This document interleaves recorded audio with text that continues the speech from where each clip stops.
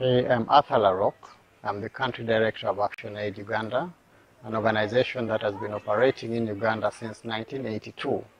We work on a range of areas, running from support for women's rights, especially fighting domestic violence, as well as the emancipation of women, for them to be recognized as equal players in the development of our country. The second area we work around is sustainable livelihoods. The third area we work around is participatory democracy and governance.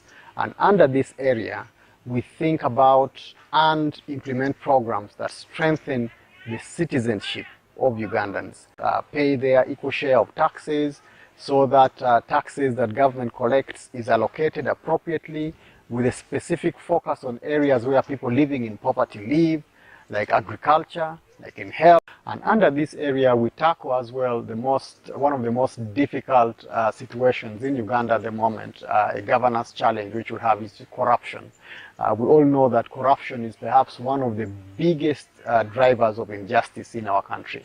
And driving inequality, driving poor service delivery, driving lack of accountability. So much is corrupted in our country that it is every single person's duty to do something to alleviate our country from corruption.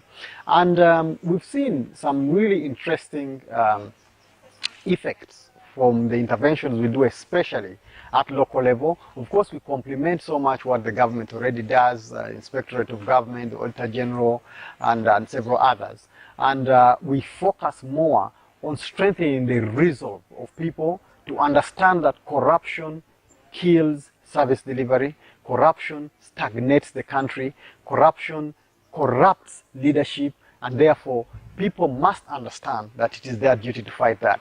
And I believe the attention Ugandans pay to corruption is partly attributed to various efforts that civil society have put in place. Otherwise, there are moments when, as researchers have established, that actually corruption is glorified.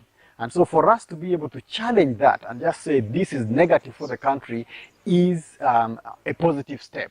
The next thing we need to do now is to make sure that we advocate adequately so that government allocates adequate resources to fight corruption through institutions of government as well as non-state actors. And finally, especially in the context of our work at the grassroots, there are petty cases of corruption, but these eventually grow into grand cases. So we have seen, whether it's in Rwenzori, where we work with partners there, or it's in Katakwi, or it's in Gulu, or it's in Nebi, where we have a full presence, so it's in Hoima, Omasindi. We have been able to document cases of corruption through creative platforms like I Paid a Bribe platform, the anti-corruption caravan that we run, the anti-corruption convention that we participate with other organizations on, to highlight this vice. And we've been able to record some reversals in terms of money stolen for building health centers, for instance, have been recovered. We've had head teachers that have been